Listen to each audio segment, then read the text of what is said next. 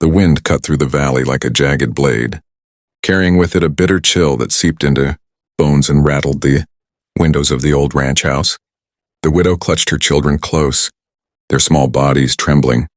Beneath the threadbare blankets she had wrapped around them, she had walked for hours through the desolate land, following nothing but the faint glow of the setting sun and the distant silhouette of the ranch, hoping for a miracle, praying that someone, anyone, would offer them shelter. Her eyes, swollen from crying and fatigue, barely registered the looming figure at the gate until his voice shattered the silence. "Come here, all of you," the rancher said after seeing the widow and her children shivering. It wasn't a question. It was a command laced with a strange mixture of urgency and something unspoken that made her hesitate. The children clung to her skirts, whispering pleas for warmth that she couldn't answer. The rancher's gaze was unsettling, sharp and calculating, and yet there was an undeniable authority in his stance. He wasn't the kind of man who tolerated weakness, and the widow felt every inch of her desperation laid bare under his eyes. Slowly, cautiously, she approached, urging her children to follow. Every step toward the gate felt like walking toward an uncertain fate, and her mind screamed warnings she couldn't ignore. The rancher stepped aside, allowing them into the yard, and the sound of crunching gravel beneath their feet echoed like a drumbeat in the dead air. The ranch house loomed ahead, large and imposing, its wooden frame darkened by decades of sun and storm. Smoke curled from the chimney, carrying a scent that was at once comforting and foreboding. Inside, the heat hit them like a sudden wave, and for a moment, relief overcame fear. The children collapsed near the fire, faces flushed with warmth, eyes wide as they scanned the room. The rancher followed them in, removing his coat and revealing a chest marked by scars, a testament to a life carved from hardship and brutality. He didn't offer them seats. He didn't smile. He merely watched, his presence heavy like the calm before a storm. The widow's voice trembled as she asked, Will you let us stay?" He studied her, and for a long moment the silence hung like a noose. Then, in a low voice that didn't match his imposing frame, he said, "You'll stay, but you'll follow the rules." The simplicity of it did not comfort her. Rules on a place like this could mean anything. Days passed, and the widow began to understand the rancher's strange, unsettling ways. He worked from dawn to dusk, speaking only when necessary, observing everything with an intensity that made her skin crawl. The children adapted faster than she expected, drawn to his strength and perhaps a strange sense of safety. Though even in their laughter there was an edge of tension, as though they too could sense that beneath his rough exterior lurked shadows they couldn't name. One night, as the wind howled against the windows, the widow awoke to find him standing in the doorway of her room, eyes glinting in the firelight. "Did you hear them?" he asked. "Hear what?" she whispered. His gaze didn't waver. "The whispers outside, they don't come from the wind." Her heart slammed in her chest, a cold wave of fear washing over her. Outside, the ranch stretched into darkness, a land that seemed to pulse with secrets. She wanted to pull the covers over her head, to pretend he wasn't standing there, but she felt rooted to the bed, unable to move. The nights that followed were worse. Strange noises echoed from the barns, from the fields, from the very walls of the house. Shadows moved in unnatural ways, flickering in the corner of her vision. The children began speaking in whispers, saying things that chilled her to the bone. They claimed to see people who weren't there, faces pressed to the windows in the dead of night, eyes glowing faintly. She tried to dismiss it as fear, imagination fueled by exhaustion and cold. But the rancher seemed to understand something she didn't. He never asked them to stop, never comforted them. Instead, he reinforced the rules, warning her in a voice that could cut through stone. Ignore the whispers. Do not leave the house after dark. Do not look outside. It was during one of these nights that the widow discovered the first clue of the truth. She had risen to fetch water when she noticed the barn door slightly ajar, a thin sliver of moonlight illuminating the interior. Something moved inside, something swift and deliberate. She froze, heartbeat thundering, and then she saw it. Footprints in the dust, too large and deep to belong to a human child, leading to a trapdoor she hadn't noticed before. Fear and curiosity warred inside her. But before she could investigate further, the rancher's voice rang out, cold and sharp. "What are you doing?" She turned, and the sight of him standing there, Hands on his hips made her knees buckle. He did not shout, did not advance. He simply watched her, a predator assessing a threat. She stammered, unable to explain herself. "You shouldn't be here," he said. "Some doors once opened cannot be closed." That night, sleep abandoned her entirely, her mind replaying the trapdoor, the footprints, the whispers, and the strange, almost imperceptible smell of something rotten in the barn.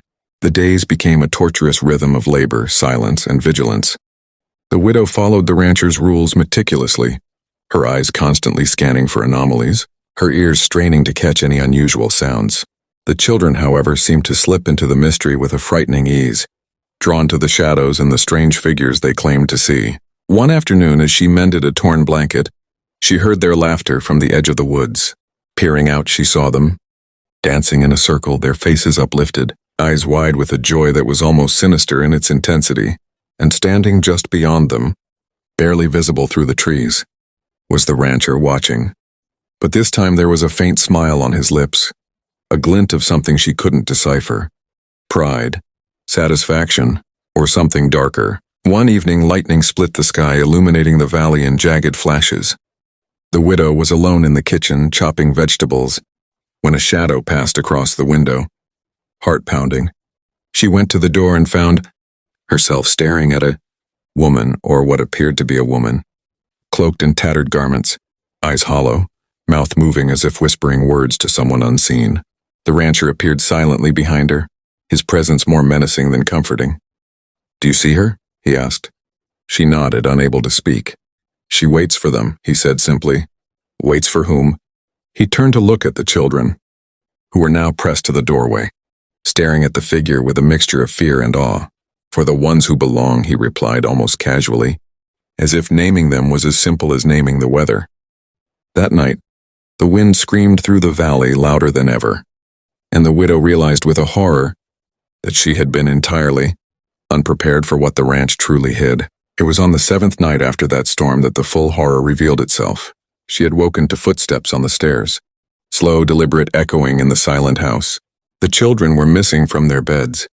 Panic surged through her, and she bolted into the hallway, just in time to see the rancher vanish into the darkness. She ran after him, and the trail led to the trapdoor in the barn she had discovered weeks before. He was waiting at the edge of it, staring down into the black abyss below. The children's laughter echoed faintly from the depths, chilling her blood. "Go down," he commanded softly. "Go down and see what waits." Trembling, she peered into the darkness, and for a fraction of a second, she glimpsed hundreds of glowing eyes staring back at her. She screamed, but the rancher's hand gripped her shoulder with unyielding force. "This is their world now," he said, "and soon it will be yours too." Fear, disbelief, and the strange pull of curiosity warred within her. But before she could resist further, the children's tiny hands reached up from below, beckoning her. One by one, the whispers grew louder, now forming words she could almost understand.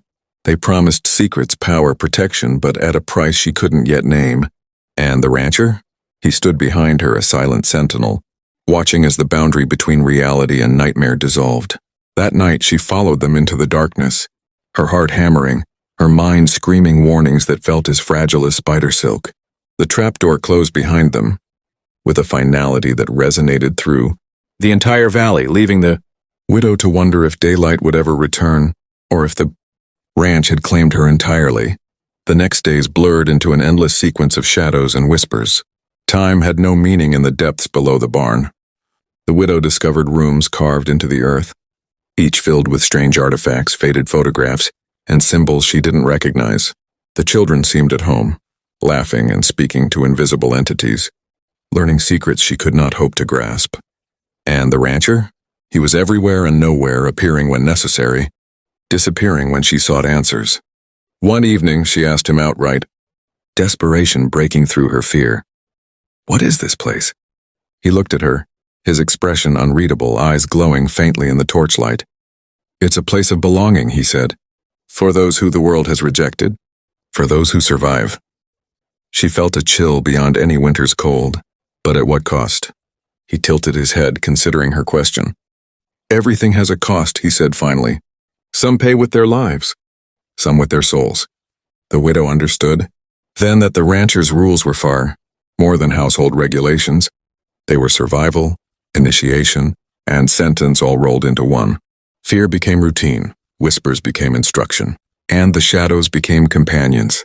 Yet amidst the terror there was an unshakable pull, a magnetic force drawing her deeper, teaching her to see the world through the rancher's eyes, to understand the language of the dark, to feel the presence of things humans were never meant to notice. The children thrived in this realm, their innocence twisted into something unrecognizable, yet undeniably powerful. And every night the widow lay awake, listening to the murmurs, the laughter, and the cold, commanding voice of the rancher. Come here, all of you. It was no longer a command, no longer a warning. It was a promise, one that would bind her, her children, and every future visitor to the ranch in ways she could scarcely comprehend. The line between fear and fascination blurred until she no longer knew if she was alive or already part of the darkness that pulsed beneath the house, a permanent fixture in a place that consumed everything it touched. And as the wind howled through the valley once more, she understood that the rancher had never offered shelter. He had offered eternity.